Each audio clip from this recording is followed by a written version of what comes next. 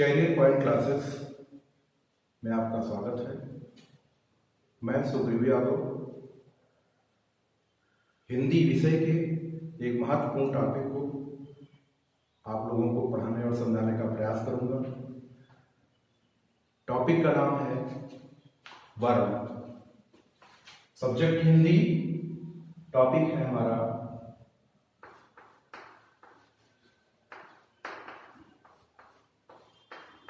वर्ण।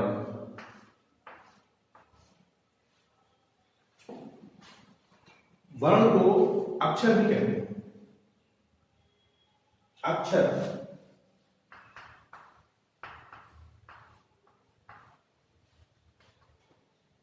अक्षर दो शब्दों से मिलकर बना है, अ धन क्षर। क्षर का शाब्दिक अर्थ होता है क्षरण होना या खंड होना।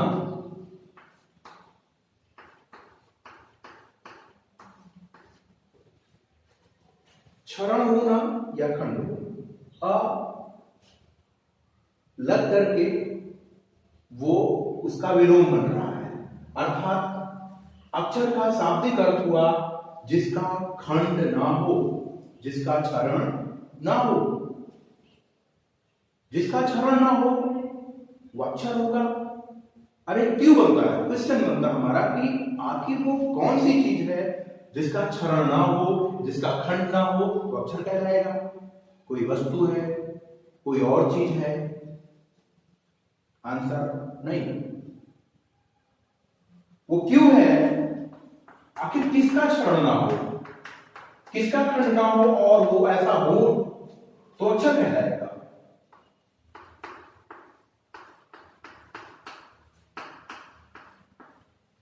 इसका आंसर होता है ध्वनि, आवाज।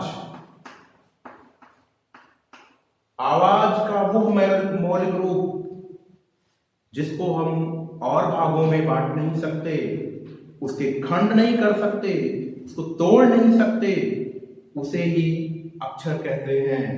अर्थात अक्षर का शाब्दिक अर्थ हुआ वे ध्वनियां जिनका हम खंड नहीं कर सकते, अक्षर कहलाते हैं।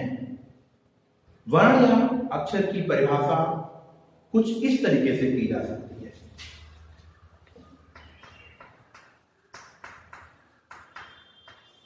पहली जो हमें मिला वे ध्वनियां जिनका खंड ना हो।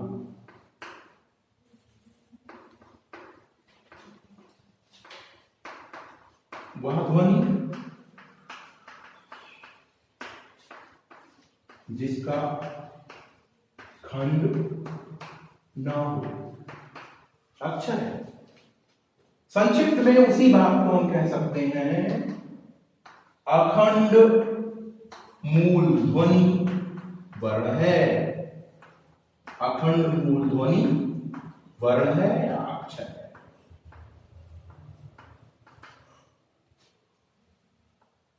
अगली परिभाषा हम कर सकते हैं कि भाषा की सबसे छोटी इकाई वर्ण है।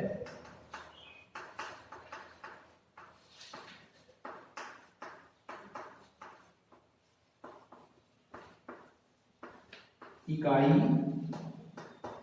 वर्ण है। समझिए, भाषा की सबसे छोटी इकाई वर्ण है।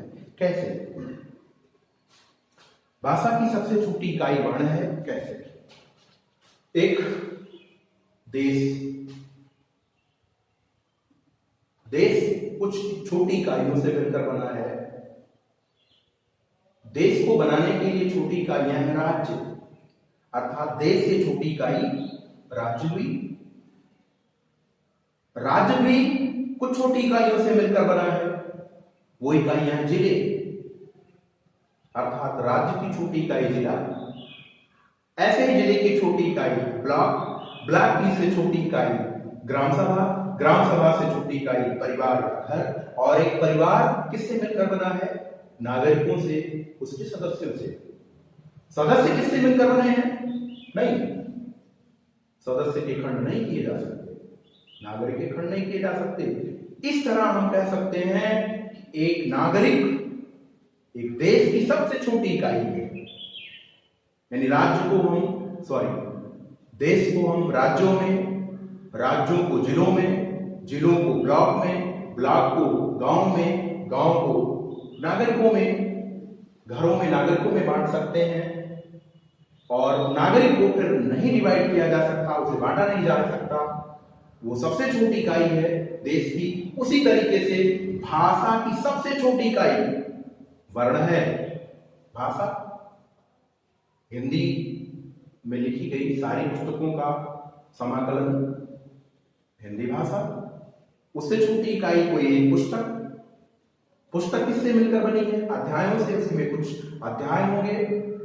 अध्याय किससे? अनुच्छेदों से मिलकर बने हैं। एक अनुच्छेद किससे? वाक्यों से मिलकर बना है। वाक्य से छोटी इकाई शब्द। शब्द से छोटी इकाई वर्ण। वर्ण किससे मिलकर बना है? किसी से नहीं, वो मौलिक है। इस प्रकार से भाषा की सबसे छोटी इकाई वर्ण है।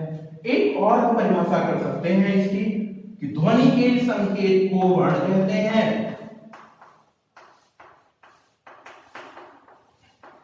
ध्वनि के संकेत को वर्ण कहते हैं।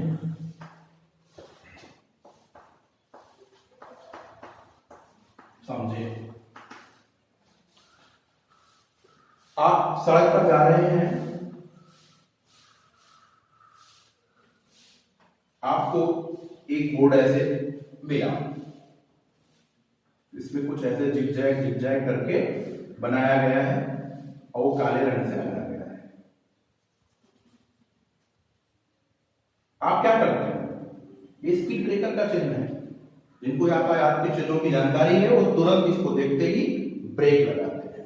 ये स्वाभाविक प्रक्रिया होती है, हमारे द्वारा ये स्वाभाविक प्रक्रिया होती है। हम ब्रेक लगाना शुरू कर देते हैं। ये बताता है कि ये गति अवरोधक आगे गति को नियंत्रित करने के लिए बनाया गया है। आगे हमको धीमा चलना है, स्पीड कम करनी है। इसे देखते ही हमारा आप स्वाभाविक रूप से अपनी गति को धीमा करते हैं। एक संकेत है, ये संकेत है। एक और संकेत हम बना रहे हैं, एक और संकेत बना रहे हैं।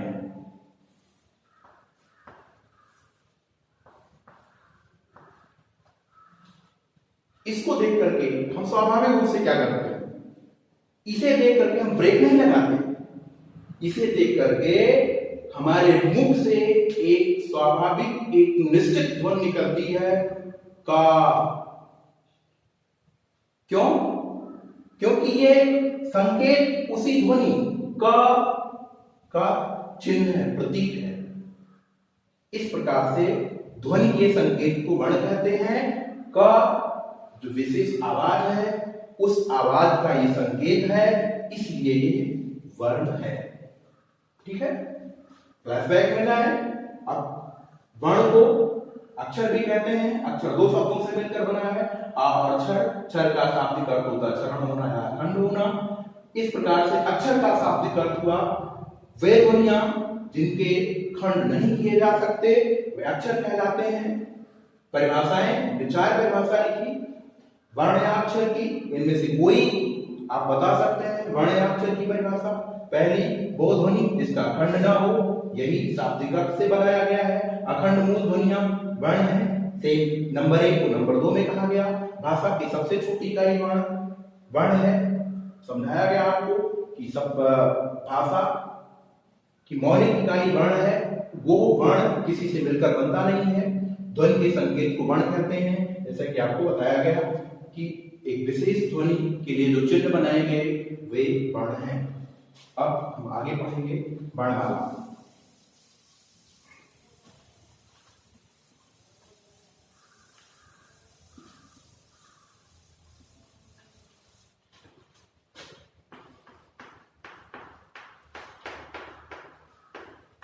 वर्णमाला आपने माली को देखा होगा, उसे माला बनाते हुए देखा होगा। कैसे बनाता है?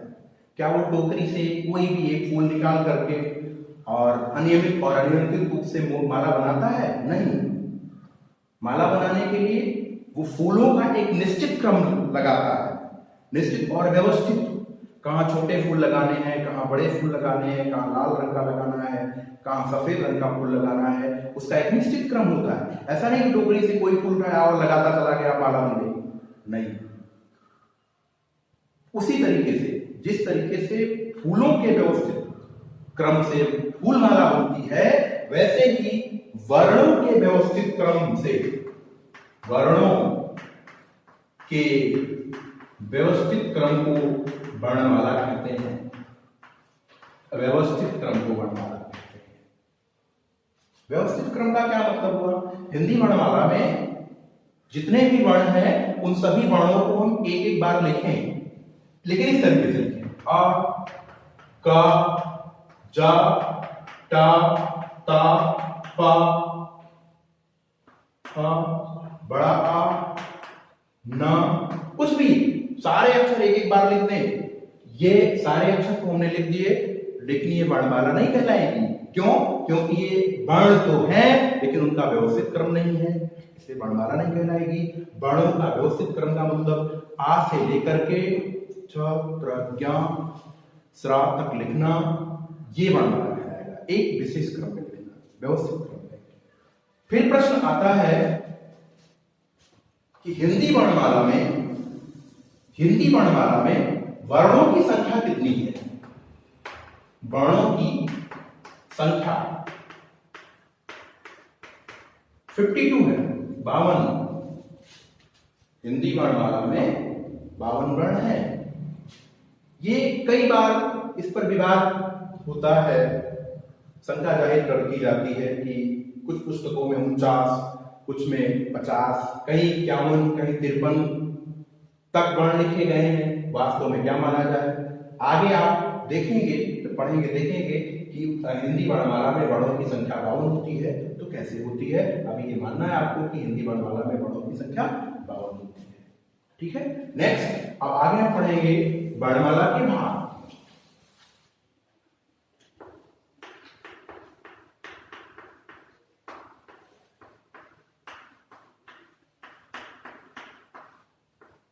वर्णमाला के 3 भाग होते हैं।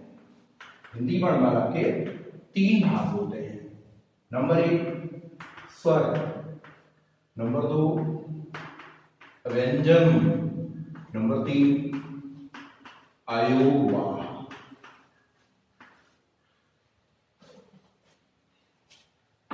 समझे स्वर किसे कहते हैं? स्वर क्या है, व्यंजन क्या है, अयोगवाह क्या है, इनके बारे में आप एक एक करके पढ़ेंगे। सबसे पहले हम पढ़ें स्वर। स्वर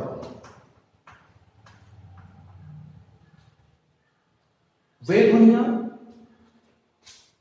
जो स्वतंत्र रूप से बोली जाती हैं, अर्थात जिन ध्वनियों को बोलने में किसी दूसरी ध्वनि का सहयोग नहीं लेना पड़ता है, वे स्वर हैं। स्वतंत्र बोली जाने वाली ध्वनियां स्वर हैं। स्वर का परिभाषा हम संक्षेप में लिख सकते हैं, स्वतंत्र ध्वनि संकेत। स्वतंत्र ध्वनि संकेत स्वर है। स्वतंत्र ध्वनि संकेत स्वर है। अगला क्वेश्चन बनता है कि स्वरों की संख्या कितनी है? स्वरों की संख्या, स्वरों की संख्या को हम 2 तरीके से बता सकते हैं। नंबर 1 मूल रूप से, मूल रूप से स्वरों की संख्या 11 है। और नंबर 2 लेखन के आधार पर,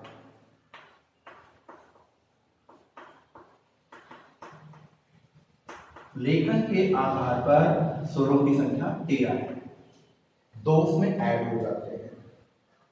ध्यान दें, 11 और 13 ये 2 अंक आप याद रखेंगे। स्वरों की संख्या मूल रूप से 11 और लेखन के आधार पर 13 है। कौन 2 उसमें जुड़ जाते हैं? अंग और आ।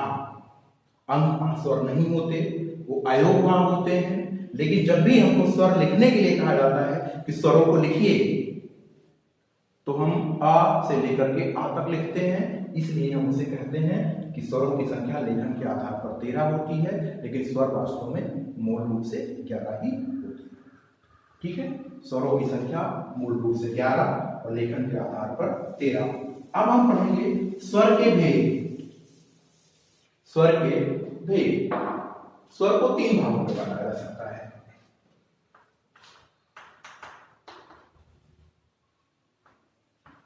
ह्रस्व, दीर्घ और प्लुत। ह्रस्व स्वर, दीर्घ स्वर, प्लुत स्वर। क्या है ह्रस्व स्वर? जिस स्वर को बोलने में कम समय लगता है, अर्थात एक मात्रा का समय लगता है, उसे ह्रस्व स्वर कहते हैं।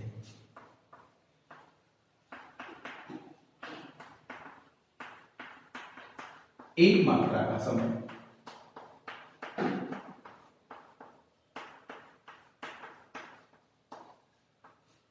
इसीलिए ह्रस्व स्वर को एक मात्रिक स्वर भी कहते हैं।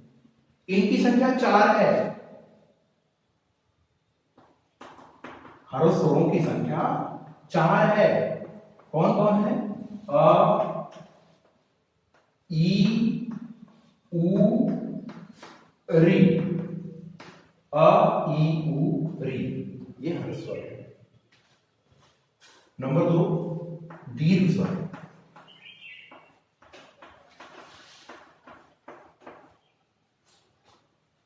जिन स्वरों को बोलने में ह्रस्व की अपेक्षा अधिक समय लगता है, अर्थात 2 मात्रा का समय लगता है। जिस स्वर को बोलने में ह्रस्व की अपेक्षा अधिक समय लगता है, अर्थात 2 मात्रा का समय लगता है, उन्हें दीर्घ स्वर कहते हैं। इसलिए इन्हें द्विमात्रिक स्वर भी कहते हैं। 2 मात्रा का समय। संख्या कौन कौन है और इनकी संख्या कितनी है? संख्या इनकी 7 है। कौन कौन है ये? आ, ई, उ, ए, ऐ, ओ और औ। ये हो गए। तीसरा है प्लुत। एक बात, ह्रस्व स्वर संख्या 4, प्लुत स्वर संख्या 7। 7 और 4 11। 11 तो हो गए। प्लुत क्या है? प्लुत स्वर का वो भेद है जो स्वरों की संख्या में सम्मिलित नहीं होता। प्लुत किसे कहते हैं?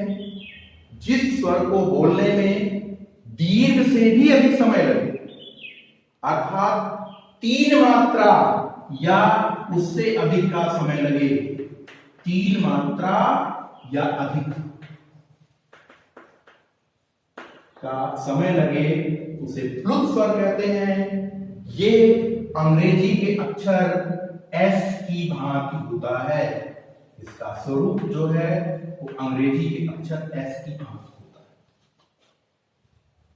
उदाहरण के तौर पर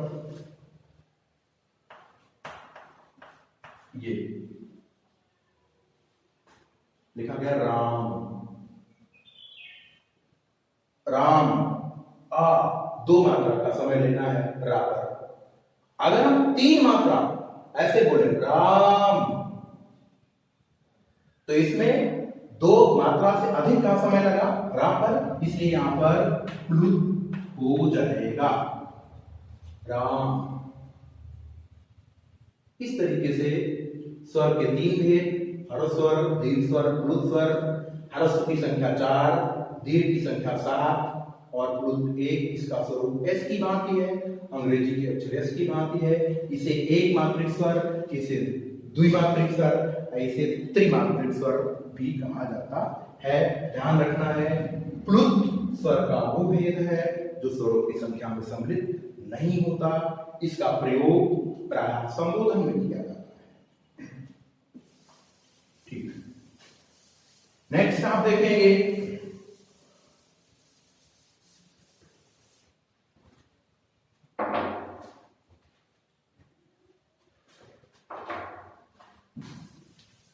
स्वर का भेद नहीं है वो, फिर भी प्रतियोगी परीक्षाओं में पूछा जाता है, उसकी जानकारी आवश्यक है, वो है संयुक्त स्वर।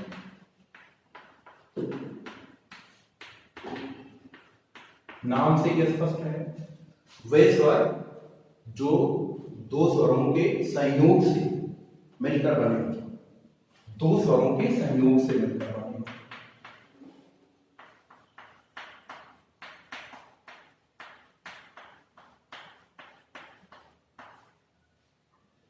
दो स्वरों के मेल से मिलकर बने हो।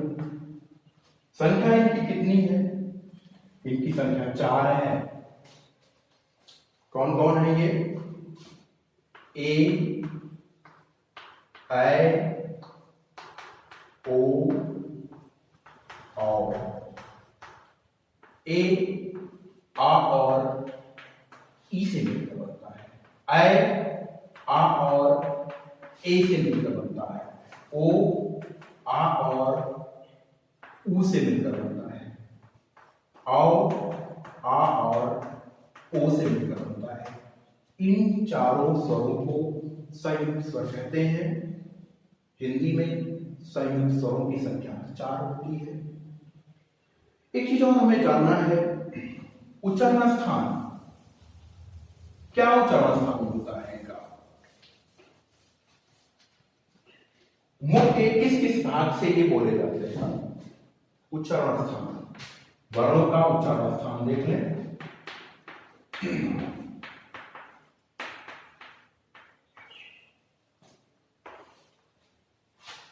इसके लिए हम 2 कॉलम बना दे रहे हैं, एक वर्ण का और दूसरा उच्चारण स्थान का।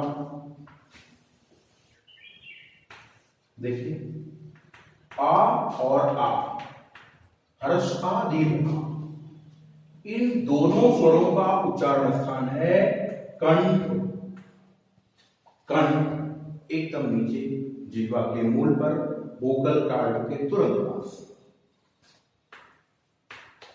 ई, ई, ई, ई, इनका उच्चारण स्थान है ताल। ताल कहां होती है?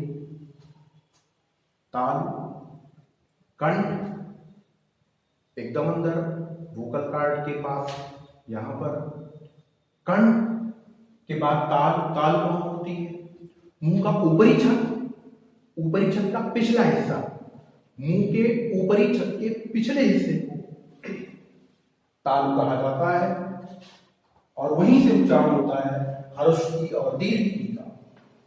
उ, ऊ, ह्रस्व और दीर्घ ऊ, ये ओष्ठ से बोले जाते हैं। उ, ऊ। री, ये मूर्धा से उच्चरित होता है। मूर्धा कहां है? सबसे अंदर कंठ, कंठ के बाहर ताल।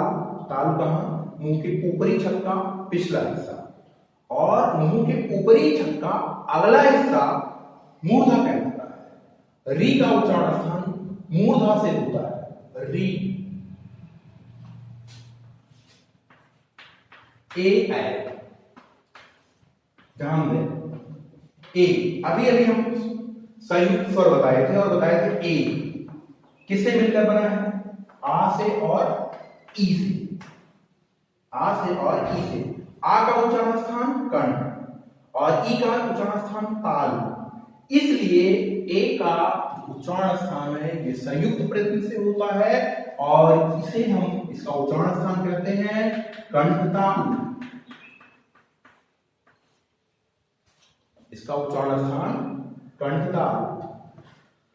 ओ, औ।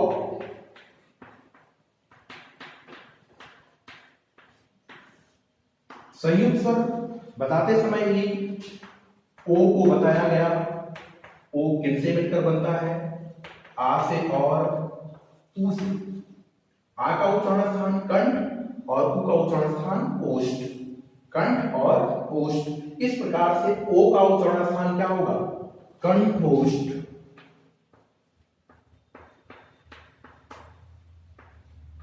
कंठोष्ठ, कंठ और ओष्ठ। फिर से देख लें, वर्ण अ आ इ ई उ री ए ऐ ओ औ। आ का उच्चारण स्थान कंठ, ई का ताल, उ का ओष्ठ, री का मूर्धा, ए ऐ का कंठ ताल, ओ का कंठ ओष्ठ। फिर से समझे, आ सबसे अंदर कंठ से उच्चरित होता है। ई ताल, ताल कहाँ होती है? मुंह के ऊपरी छत का पिछला हिस्सा। मूर्धा कहाँ होती है? मुंह के ऊपरी छत का अगला हिस्सा। उ ओष्ठ से उच्चरित होता है। ए ऐ कंठ ताल से उच्चरित होता है और ओ कंठ ओष्ठ से उच्चरित होता है। इस तरह स्वर समाप्त हुआ। अब हम अगले वीडियो में व्यंजन के बारे में पढ़ेंगे।